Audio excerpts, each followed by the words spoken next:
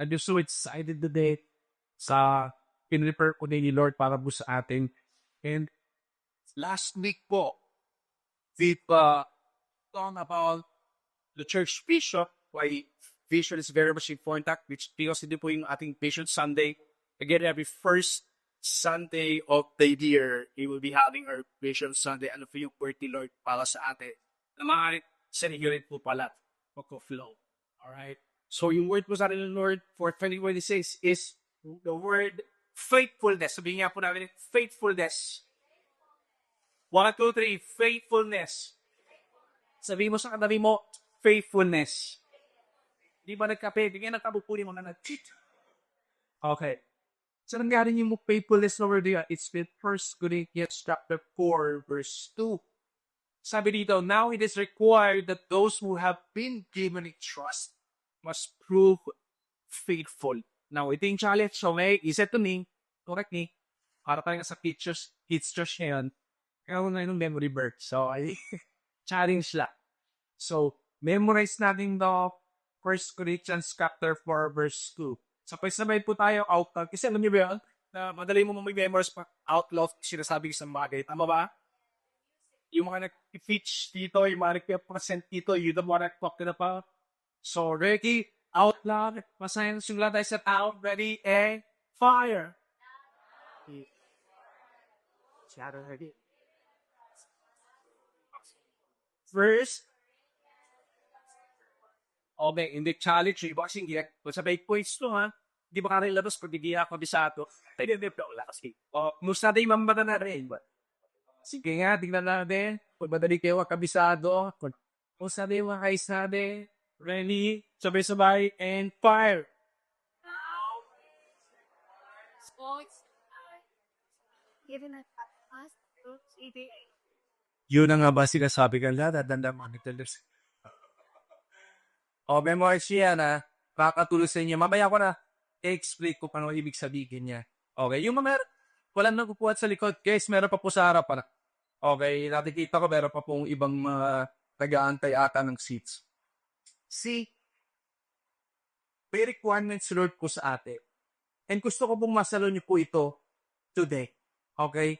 This will help you as someone na nagkatrabaho, nagkinegosyo, nagpapatuloy sa buhay. Now, question is this, what is faithfulness? Ano ba ang faithfulness?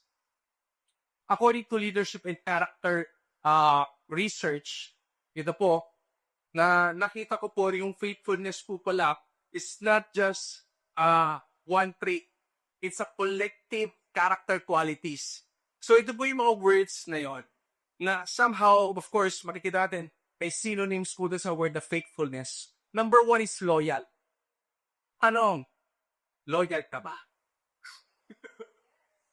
Uy, yung marinig yung yes! Diba? Are you loyal? Ano ulit? Hallelujah. Are you committed? Yes. Next. Babarwing mong subject. Hindi na po ako taken eh. Committed po. Committed ka ba sa goals mo? Committed ka ba sa plan ni Lord sa buhay? Committed ka ba sa mga bagay na pinagkatiwala niya sa'yo? Next, consistent. Are you consistent? What? Bilis na masubok. Yes. Are you trustworthy? Even though walang nakakita sa ginagawa mo, still ginagawa mo yung tama. With that integrity. yes. Grabe siya. Perfect mo. Oh. Are you devoted? Are you devoted to God? Are you devoted to your spouse? Are you steadfast? Even though maraming nangyayari sa buhay mo, are you steadfast? Are you diligent? Are you reliable? Are you obedient? Now, by definition, listen up. The word faithfulness is this. Sabi nila, faithfulness is the commitment to consistently do what is right, required, or entrusted regardless of convenience or reward. So, ibig sabihin, sa trabaho mo, for example, very much committed ka, talaga naman ginagawa mo yung tama, nakikita ng boss mo talagang, faithful to sa ginagawa niya. Kaya ka na-promote ngayon sa Coca-Cola. Kaya kadong December, may mga incentives ka, may reward ka. Or even sa school, or even in life, alam mo lang sa sarili mo, tuwang-tuwa sa yung nanay mo, tatay mo. Ino-observe na sa loob ng bahay na minsan di sila sabi sa'yo, may initiative ka lang. You're just being faithful. Bila kuya, you're just being faithful. As someone na ikaw yung husband or wife. But listen up.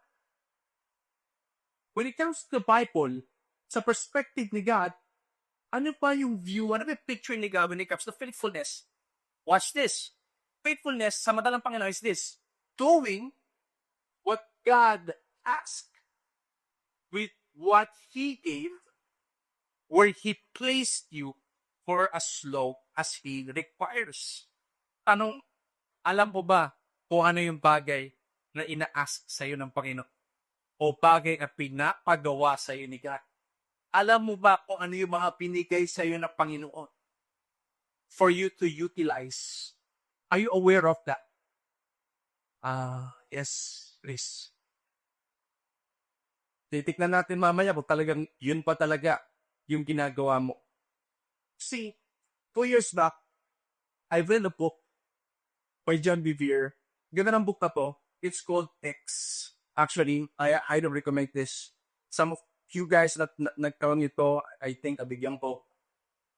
Multiply your God-given potential.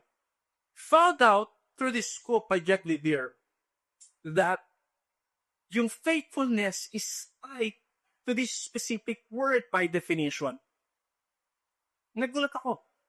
And that word, listen up, when it comes to faithfulness, alam niyo mo ano? The word multiplication. Sabihin natin, multiplication.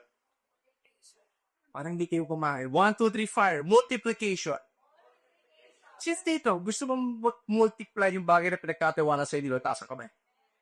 Sino na you're praying for multiplication? In all areas of your life.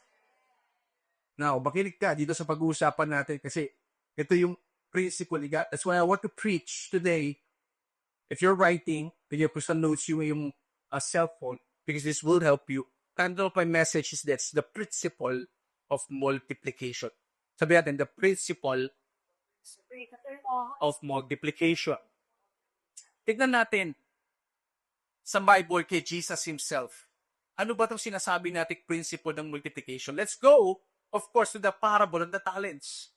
Probably some of you, you know this, you've heard of this. Nabasa ba ito sa Bible, nakit mo na yung kwento rito, alam ko rin, ito and all. So, dissect natin, tignan natin kung yun pa talaga understanding po through the Word of God.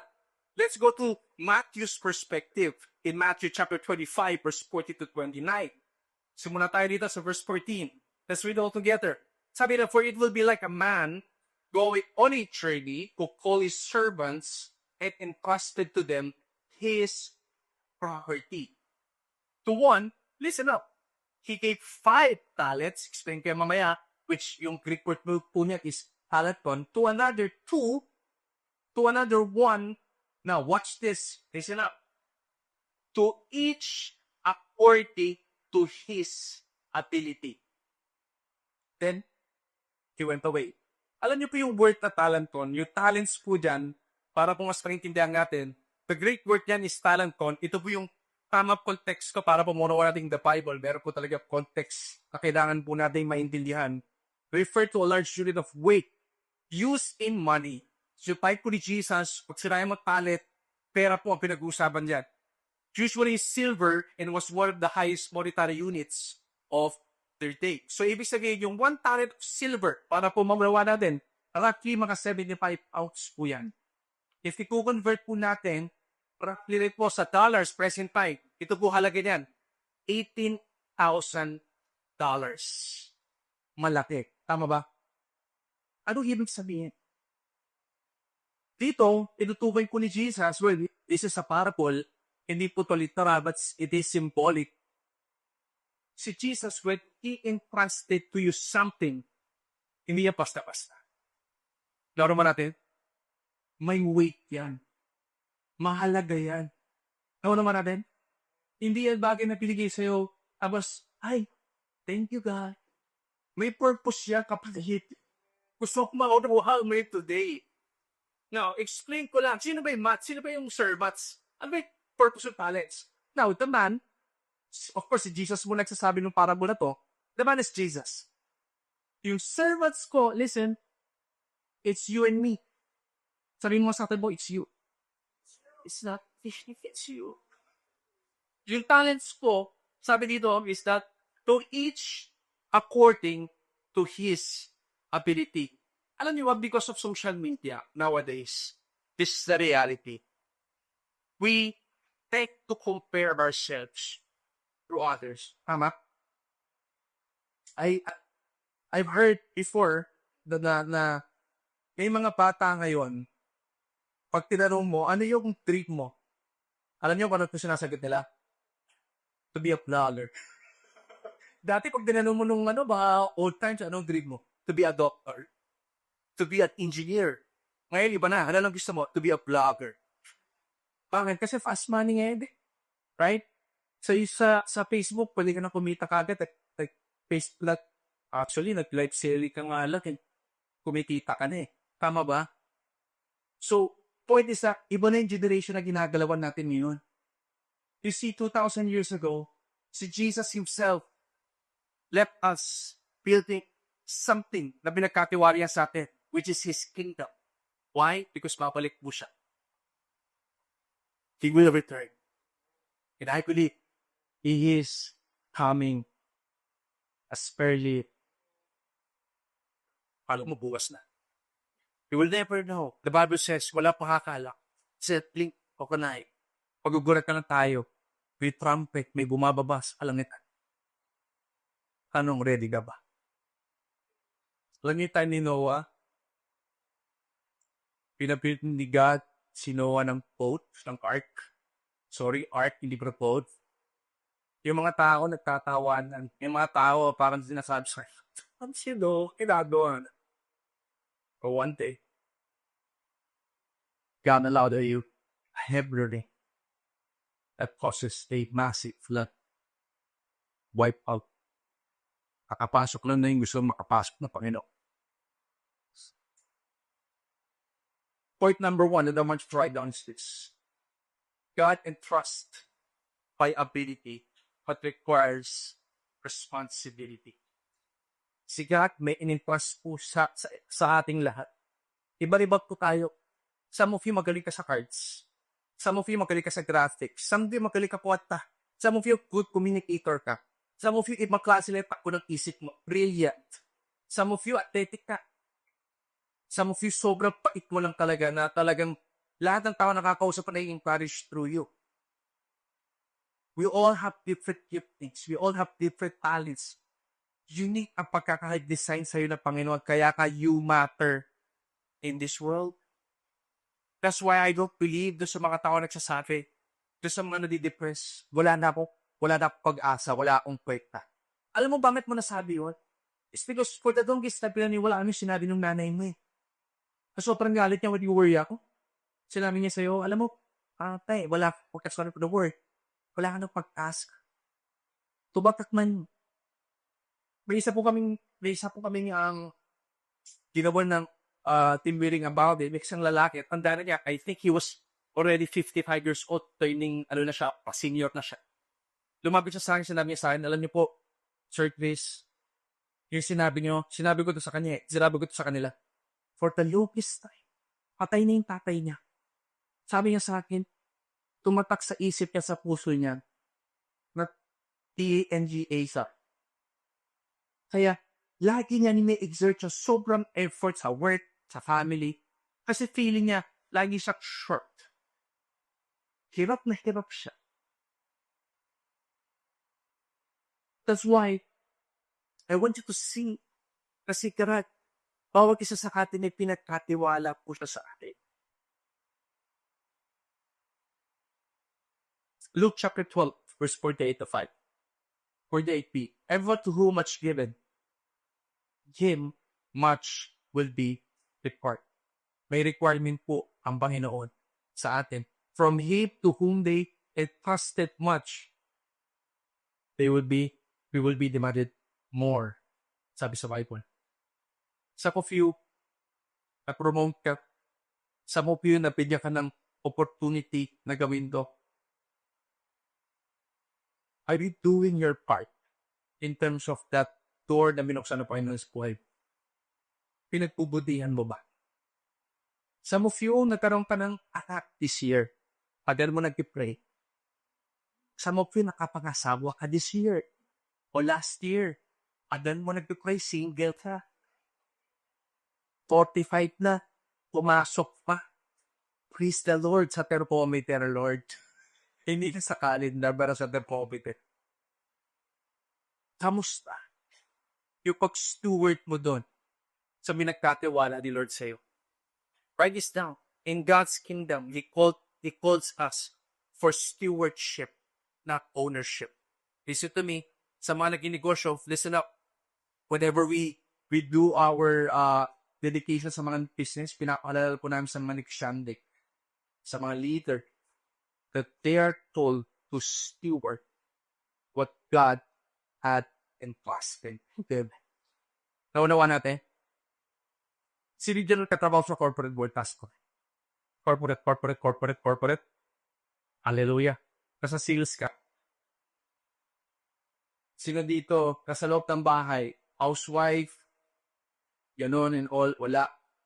Pagka-aral pa. Wala. Salam. Dalawa. May mababangin na pekado, wala Panginoon sa inyo. Kaya ka mabuti. God is requiring you to be a good steward. Kasi if you are not a good steward, ang tendency mo, ang titignan mo is yung sarili mo. Kaya marami kong mga tao, it builds you pride in them. Naunawa natin, yung mayapak. Bakit? Kasi yung glory hindi nakibat, nasa sarili na niya. Kasi magaling siya. Skilled siya. Graduate siya ng Ateneo, graduate siya ng Lasal. Ito yung bank account niya. Naunawa natin, there are times, I know you know this. Ako, I myself falling these traps with. Yayapang kay. Not until na lang na hindi ka pa nandoon. Pero pag nandun pa na sa mountain tops o sa pagdadalhan ni Lord. Kaya yung ganda ng sabi ng Bible He humbled those who, what? Could think sa kanilang mga sarili na ito na sila. Hinahapol nito. Kapag hindi dito ang hinahambol nito, at yung nagpapamaba, tinatakas ng Panginoon. Bakit? Darating sa panahon, kaya yapap po tayo Tawag naman natin. I wanna see how Jesus viewed this. Yung mga bagay na pinapagawa niya.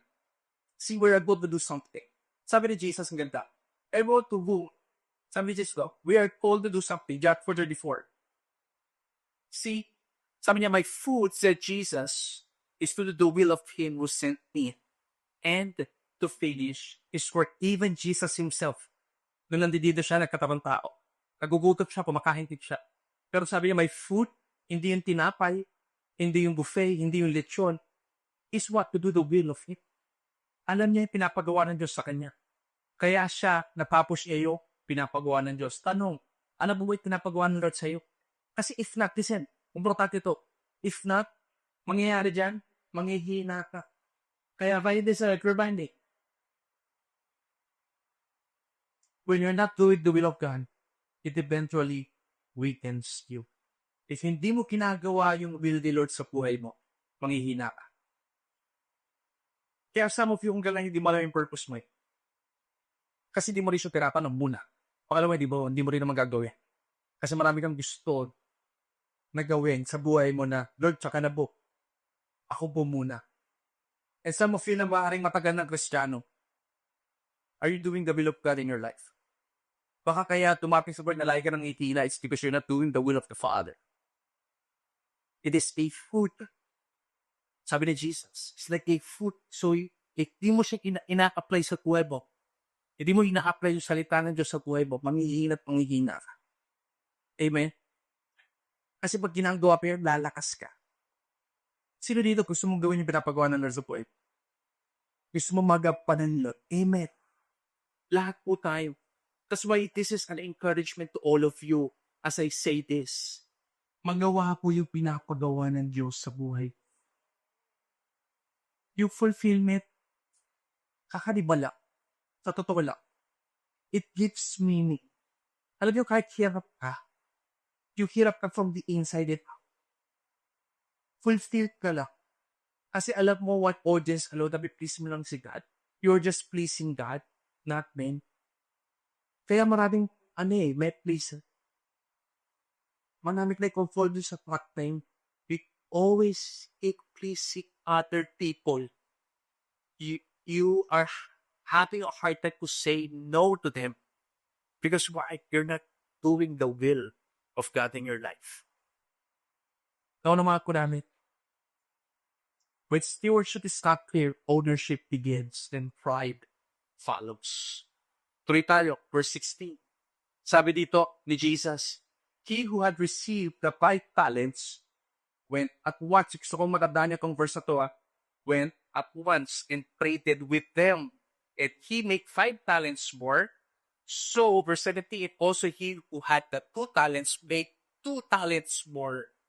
Verse 18, but he who had received the 1 talent went and dug in the ground and ate his master's money. Now, ito importante ito maunawa natin. Listen up. Bigyan ko kayo ng ear picture. Yung master, binigay yung 5, 2, 1. Pwede ba tayong tumawag na representative natin para mas madali natin makita? Tawag niya ako ng 3 representative dito sa Aldeo, ba, di ba? Bigyan, at may haringit sa akin. At Carlo, rin lang.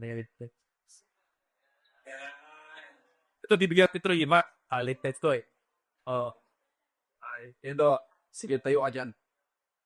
Yun, gusto ko na mag-volunteer. He went out. He went at once. Diba? Very good po. Kaya dyan, ikaw yung 2. Okay. Halika. Anong name mo, bro? MJ? MJ, taga-saka? Taga Quezon City po. May pamilya? Okay, pero wala ko po ako. Yung ano gusto ko, ini-explain niya, di ba? So, it's hard, ibig sabihin nun, singer pa mo. Tama ba na? Say barker. Ayun, pagkalinig mo na. Okay. MJ, saan ka nagkataba mo? Sa LBO ka? Sa LBO pa. Ayun. Sige naman bala. Alapit lang ito. Sige na dyan, may 2 talents ka. Okay. Next dance, isa pa. Hahanap ako ng isa. Dati po. Sa kaliwa. Parang ayaw nila natumingin sa amin. Parang biglang busy. Pero siyang busy. Hindi kayo busy. Pagkalana po kayo. Yung naka-blue bro. Naka-Adidas. Ayan. Kausa. You know? Style. Nakasiti. Guys, man nag-box pa yun. Bro, doon na mo. Dad. Kasat si Dad? Las Piñas. Malapit sa 15 Nilo. So, sila yung isang talent. Okay, tayo kay Nilo nga. Gusto ko lang i-pull up to ng may illustration. Di alam. Sabi namin ginagawa. Okay. So, imagine si Cardo, 5 talents. Si MJ. Jaden, MJ. Tsak si Dan, isa. Si MJ, 2. Now, listen up. Yung master binigyan ng 5. 2. Isa. So, si Carlo, sabi dito, he who had received 5 talents went at once and traded with them. Ano ibig sabihin? Ibig sabihin, si Carlo, nung binigyan siya ng talents, yung talents na yun, probably, opportunity business, yung buhay niya, nagkaroon siya pamilya, talaga nga namang may mga open doors sa kanya ng opportunity sa binigay si God. Madami. Naging intentional. Sabi natin, intentional. He became intentional by going out and doing something which we prayed. Yung result po nun, sabi dito, he made 5 talents more. Nauna natin? So dahil pinagtrabahuhan niya yung Tagalog, may kumalik. Isima? Now, punta naman tayo dito sa Kuralawa. Si MJ, sabi dito, sa verse 17, those who have that, or also who have the 2 talents, so that they make, verb, may ginawa rin, made 2 talents more. So, ibig sabihin, intentional din siya, pinagtrabahuhan niya, Lahat ng pinagkatiwala ni Lord sa kanya, ano nangyari? May umalik. May addition. Hindi subtraction, hindi subtraction. So, nadoble kay MJ. Tama? Now, ito matindi. Bro, sa anas. Pero wag naman, no? Gagawin mo yan pag puti na po. Sabi nito, but he who had received the one talent, ginawa naman ito ni, ano ulit? Dan. May paina ako sa danger. Alam mo sabihin, Paul ulit si Dan. Si Dan. He went and some the rock in the ground. Anong masabi yan? Masabi yan? Reality. May binigay sa'yo, nagbungkal ka, tinapo mo doon. Masabi yan? Ha? Hindi naman, di ba? Hindi naman. Tama. Gusto mo lang i-keep sick. Tama. Sabi dito, and his master's money. Tinago pa nga niya eh. Pagmanakaw. Okay? Now, sunod.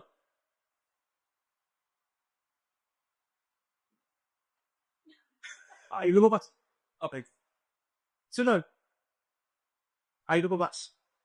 Now, listen up. Listen. Ano yung problema na makikita natin based sa ginawa nila? Ito pinagtrapahuhan, ito tinago. Point number 2 that I want you to write down. Write this now. Is this. Your faithfulness determines your effectiveness.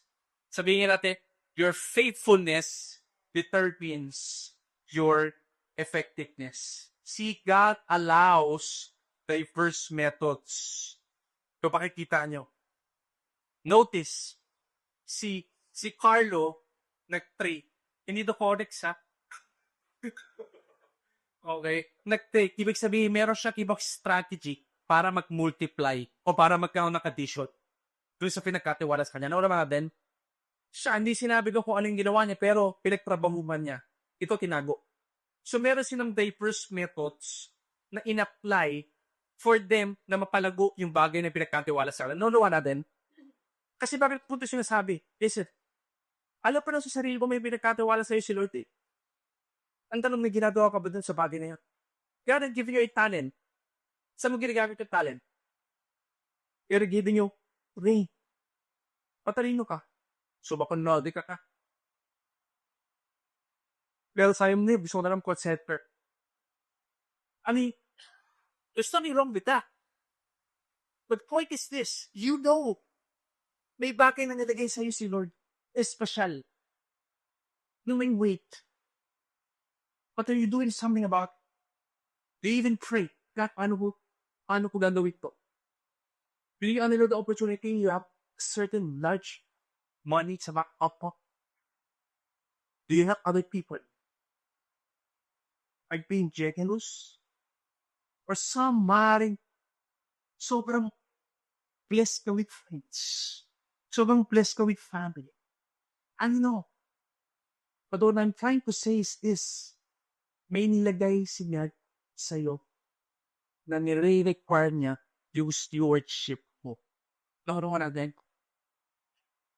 See, sabi sa verse 19, tuloy tayo, is that now after a long time, the master of those servants came and settled accounts with them, and he who had received the 5 talents came forward, bringing 5 talents more, saying, ito na, Master, you've delivered to me 5 talents, I have made, sabi dito, 5 talents more.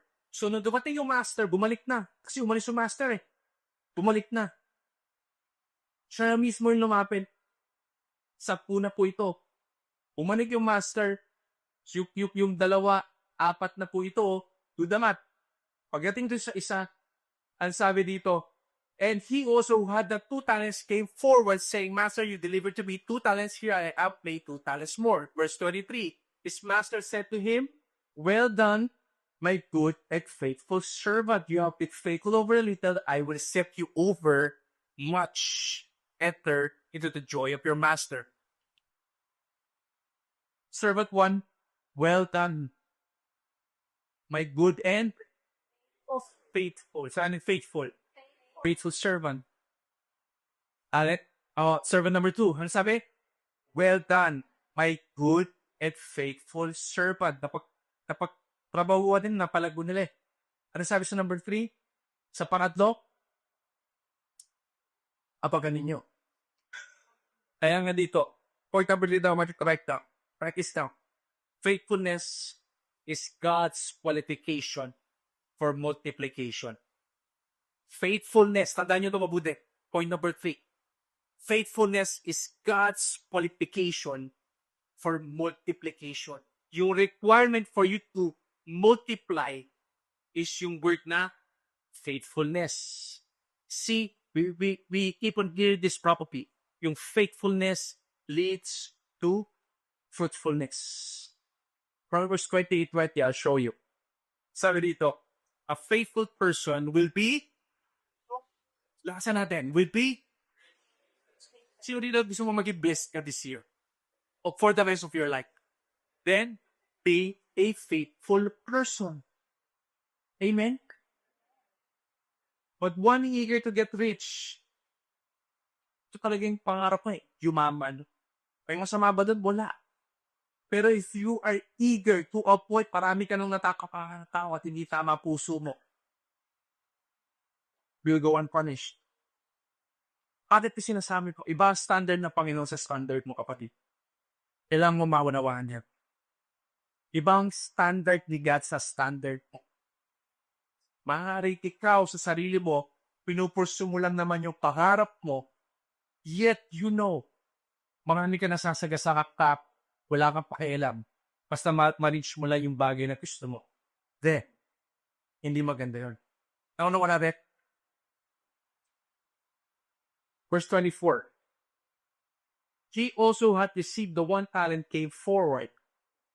Si Dan, saying, Master, tignan niyo ito mabuti ha. I knew you to be a hard man, reaping where you did not sow, and gathering where you scattered no seed. Verse 25, sabi niya doon, so I was afraid, and I went and hid your talent. Kaya siya nag-doubt doon sa ground. Here you have what is yours.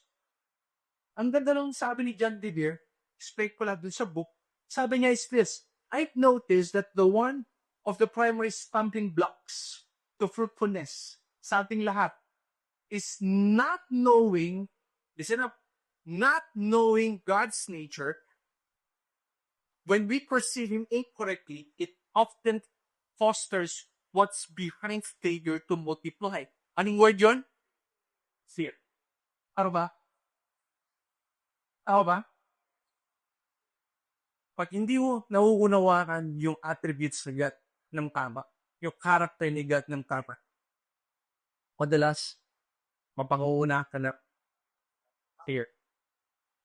Kaya ang gusto na pag every single day, magpo yung devotion mo sa Kanya, yung relationship mo sa Kanya. Kasi through that relationship, mauunawaan mo yung character ng Panginoon. Mauunawaan mo yung heartbeat ni God. Kaya nga si David is a man after God's own heart. Bakit bata pa lang siya, hello? Nasa ilalim ng puno yung kahit nagtitent ng sheep. Nag-worship lang siya kay God. Kinakausap niya si God. Isipin mo kung would have thought, pagharap niya kay King Saul, nakapatay pala ng lion at bear by protecting yung mga sheep. Sino gagawin nun? 18-year-old boy, hello? Slaying already a lion and a bear. Nauna nga natin, if you build your personal relationship with God privately, publicly, makikita ng tao ano ka lumalaban, na lumalaban sila para sa'yo at nananalo pa. People will praise you and you just know you will just bring to God yung glory. Bakit? Alam mo sa sarili mo, di mo kaya yun. Tama ba? Ginawa po nung pangatlong tao because of fear, hindi niya alam yung nature. Alam na, sabi niya, balik lang na tayo doon. Balikan natin, balik. Sorry. Sabi niya dito, tignan niyo to ha. Master, I knew you to be a hard man. Listen, we're talking about people inside a kingdom. So, mga believers to. Yes, hindi to unbeliever. Nasa loob to. Isipin mo, kung nagtatrabaho ka, tao mo to. And yet, hindi ka nila kilala ng lubusa. Hanip. Kaya nga, it doesn't mean you go to church. Listen up.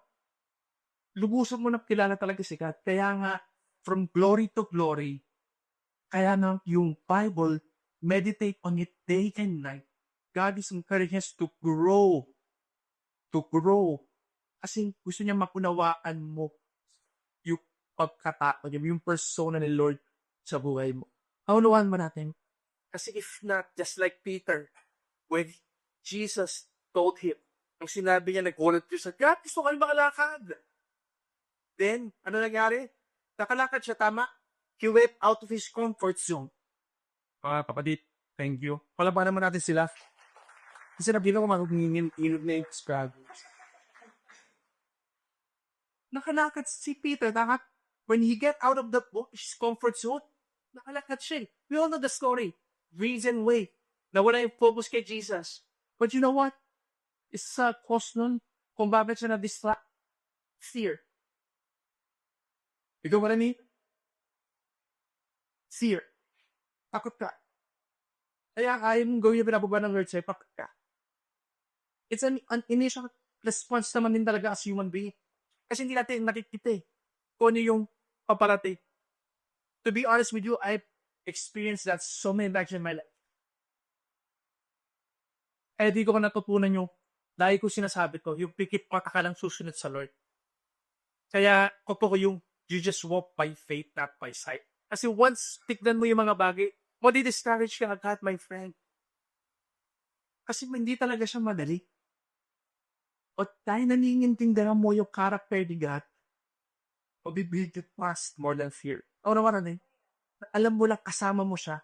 Dahil nagtitiwala ka, panadakaning ka man niya doon, may pag-human, pero alam mo, protected ka. Nagigets niyo ba ako? Kaya yung vision, last week na sinasabi ko, when you are in God's vision, andun yung provision. When you are in God's vision, may protection. When you are in God's vision, may direction. Ano natin? Kasi yun yung pakapo ng Diyos. Kaya laki lang dito, bigyan nyo ng weight sa buhay nyo, si God. Clear? Ulit tayo. Verse 26. But his master answered him. Ito mabigat. Sabi niya dito sa pangatlo, you wicked and slothful servant.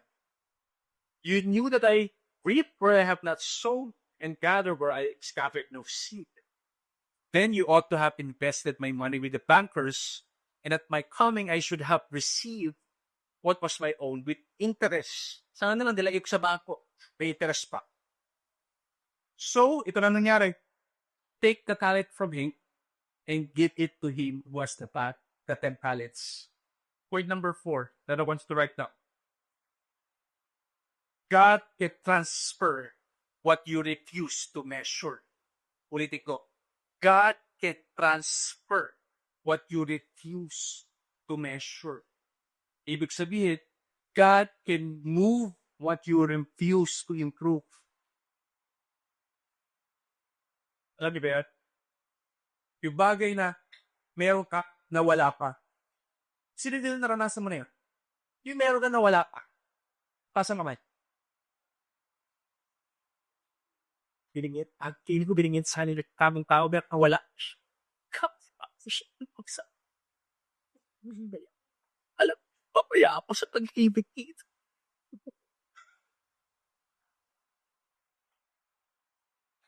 God can move what you don't improve.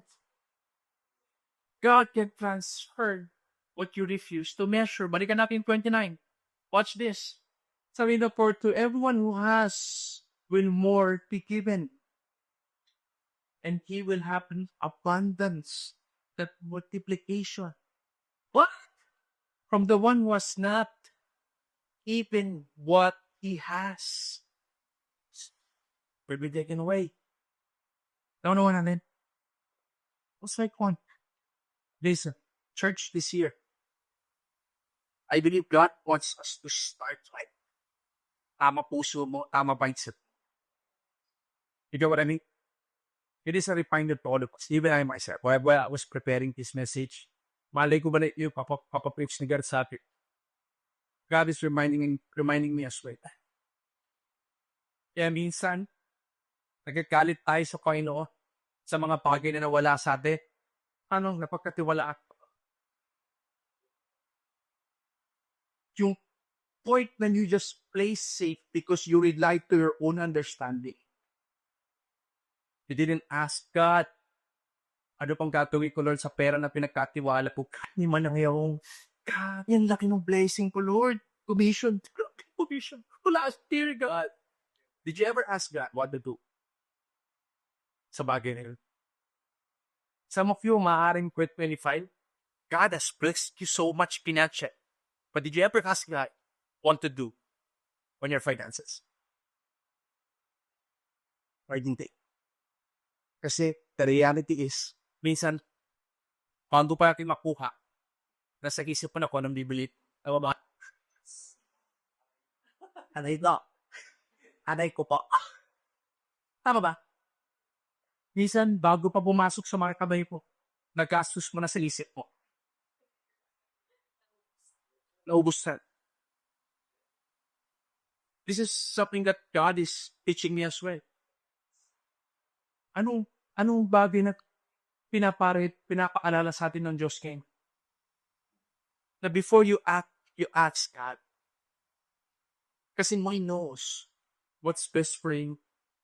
Alam mo yung bagay na to have of fruit? May seed yun eh. Kakainin mo ba yung dulo? At pag pumili ka ba ng mangga, kakainin mo rin ba yung pinakaboto? Tekasun mo.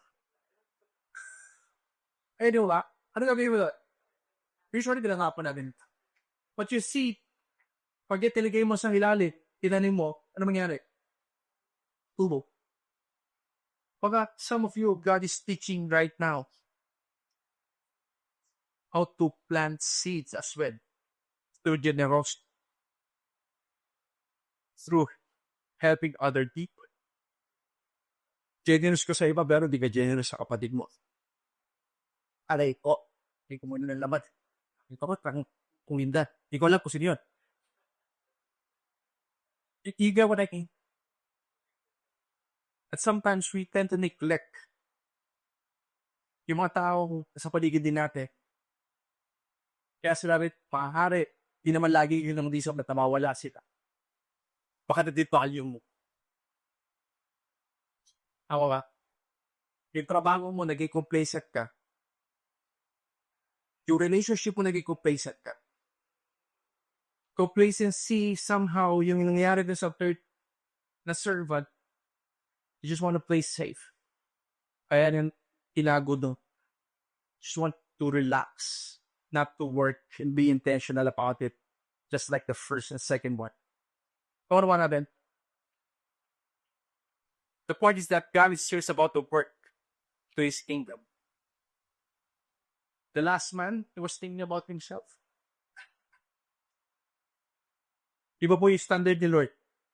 Pabigat, kung makikita natin kanina, di ba? Tinawag niya, slothful. Yan. Tinago nga eh. Iba po standard ng Panginoon. Kaya ka sa Bible, sige nyo, adultery na, when you look at a woman lustfully, you are already committing adultery.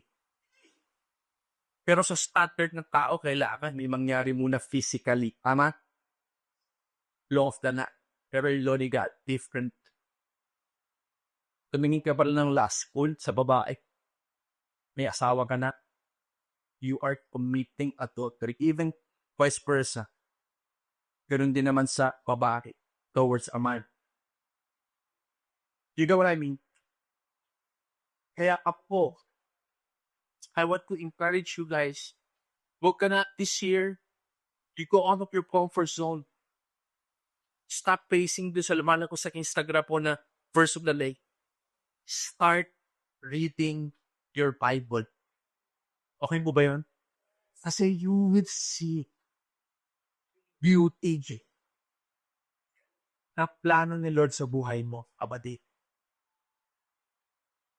I remember in the Bible as well, King Saul was given an opportunity to lead a kingdom.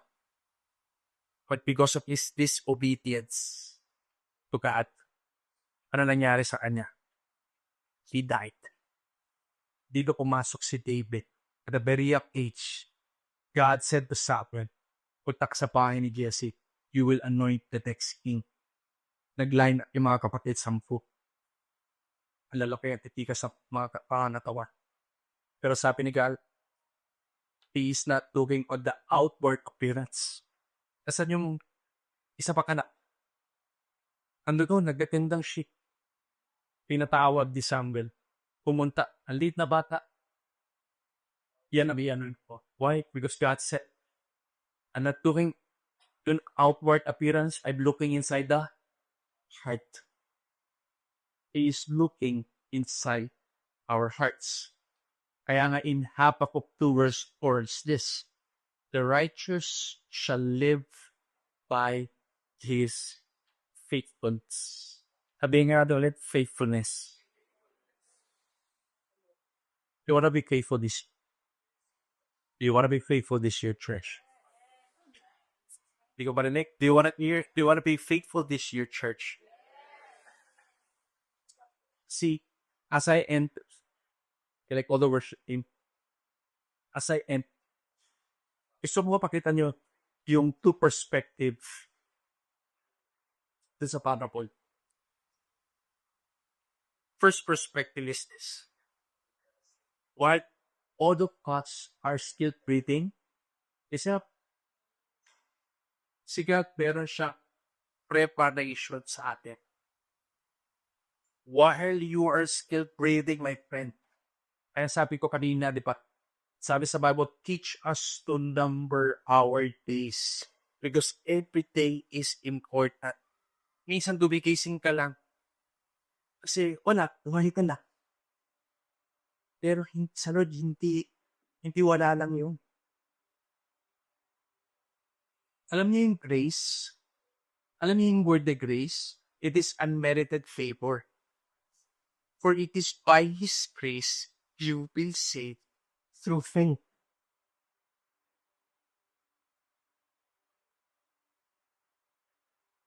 Sigat ang haba at grace.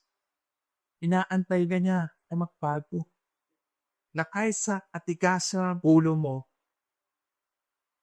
inaantay niya na lumapit ka sa kanya at sabihin mo, God, hindi pinakaya. God, help me. God, guide me. He's knocking at your door na sabihin mo sa kanya, God, help me. Last year, hindi mo ginawa yun. Probably. But this year, God is reminding you. You want to experience God's best. Then, go to the true source ng best of the best. That's the first perspective. If you can be entrusted with that little, listen, the multiplication is this, you will be entrusted with much. Nakita niyo kanina, may abundance. Blessing doesn't equate sa pera lang po, mga kapatid. Maraming pong area na pwede ka maging bless. Bless ka sa health. Yung iba ang daming nagbabayad ang milyon-milyon para lang mabuhay. Ikaw, humihinga ka ng maayos, wala kang karamdaman. May mga broken families, pero ikaw po pamilya mo, pero hindi mo pinapansin. Pag kumakain kayo sa labas, text ka ng text, hindi ka rin kapag-usap. You're physically present, but you're emotionally absent. Some of you, blessed ka. May trabaho ka. Yung ibang kung naghahanap ng trabaho, di sila nakagraduate eh. Pero pasok pa ba na tama sa oras? Task yun na. Do you value your work properly? O tutulog-tulog ka sa kapungan?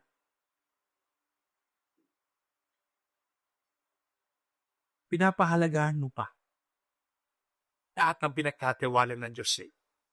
Second perspective is this. Jesus is coming back. Jesus is coming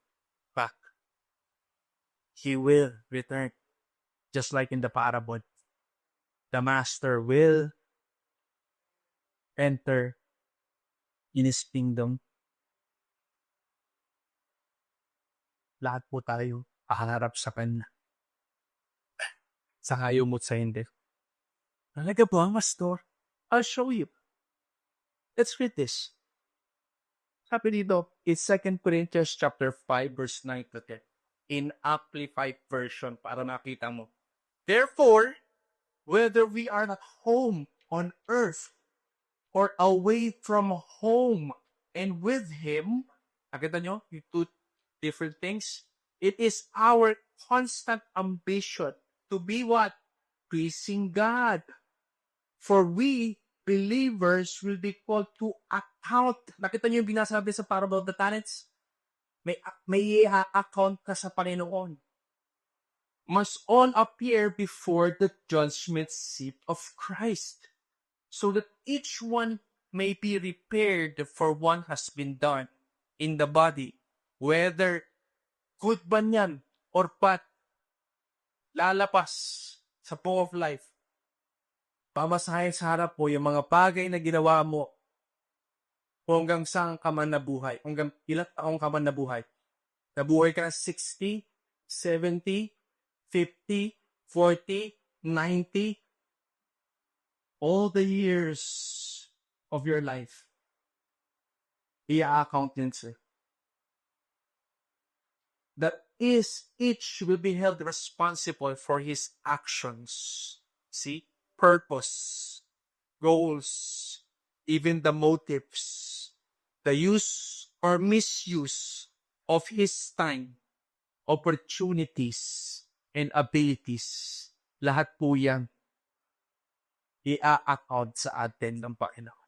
Naunawa natin, I want you to see this, church, so that bigyan mo ng importance, ng weight, yung buhay mo before the Lord. Kaya nga sabi ko kanina, hindi aksidente na dito ka. God brought you here for a reason. God is reminding you today, my friend, that you're breathing because God wants you to see that you need to live your life na align sa kalooban niya, na may relationship sa Kanya. 2,000 years ago, Jesus died for you and me. That's why He's on the cross. He's thinking about you. Kahit mahirap. To the point na sobrang excruciating pain. Ang nakikita niya hindi yung now. Ang nakikita niya what lies ahead. That with this sacrifice, the bloodshed on the cross, ay isang dan na tatanggap sa Kanya. At makakasama niya for eternity. May isang MJ na kikilalanin siya sa buhay niya. May isang Carlo na ibibigay yung buhay niya, na yung paglilingkot dun sa talento na binigay sa kanya. Hindi lang sa entertainment industry but also dun sa kingdom industry ni Lord. See, yung service natin sa Panginoon hindi lang contained sa four walls ng church. Even outside, even at your work, you can serve God. You can serve God. Kaya nga gusto kong i-reflect nyo itong tanong na to. Pag tayo kay God, nilagay ko itong tanong na to. What did you do with what God gave you? I want you to reflect. Heaven will probably ask, Ivan, what did you do with what I gave you? Lauren, did you build my kingdom or did you build your own kingdom? Or, Fred, did you just bury it? Or you did something about it?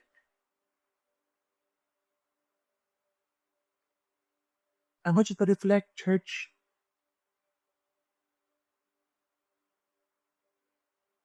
You see, God has given you that ability, that talent, that wisdom, that strength, that opportunity, that position. Not just para ikaw pagsimula sa buhay mo, but because God wants you to be part of what He's doing in His kingdom. All of us, as the body of Christ, building.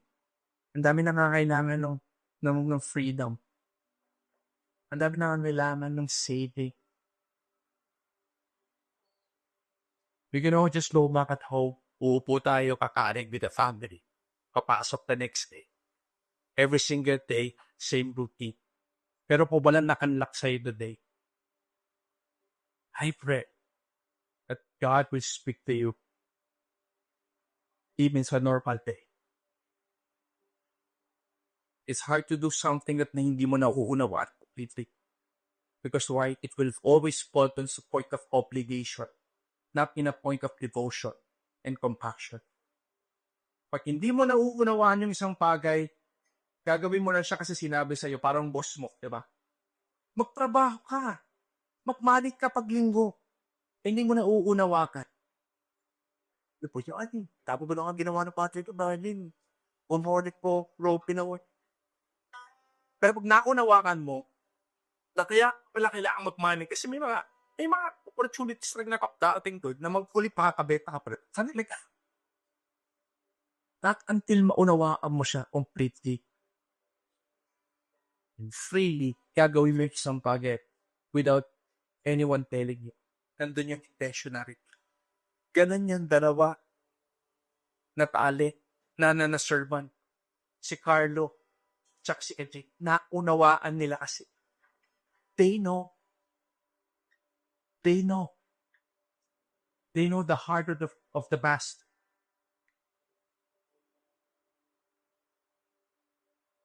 Now, my challenge today sa inyo, are you willing to know the heart of the Father? Are you willing to understand what God wants you to do in your life? Are you willing to go out of that comfort zone? Pari, kasama ka lang dito, this is your first time hearing a preaching. But I know God is talking to you even today. For 20 years, 30 years, you've been living your life na parang walang direction. Now, God wants you to see na may plano siya sa iyo inside this kingdom because He entrusted something to you. And to those who are somehow katagal ka na Christian, bata ka ba lang nasa kids church ka na, Christian ka na, or probably you're serving here, recent church. It's not just about building the kingdom. It's about your personal relationship to the King of Kings, the Lord of Lords. Can I just ask everyone to just close your eyes and bow your heads? And let's just take this time to just dissect or to just digest yung gusto iparating ng Diyos. Parang some of you, iba-iba yung nagrema sa inyo through the word. Iba nga, yung pangungusat sa inyo, God, dun sa katabi mo. But even today, I just know, God is placing something in your heart na nagkilalaman sa plano niyo sa buhay. I don't know, for the longest time, you've neglected so many things. To those things na in-entrust you got and you're not a good steward of it. You think you're the owner. Kaya ginagawa mo yung gusto mong bakit? Binibili mo yung gusto mong bili. Pinobatahan mo yung gusto mong pundaan. God is standing in the day na wala akong play. Teach you how to steward those things.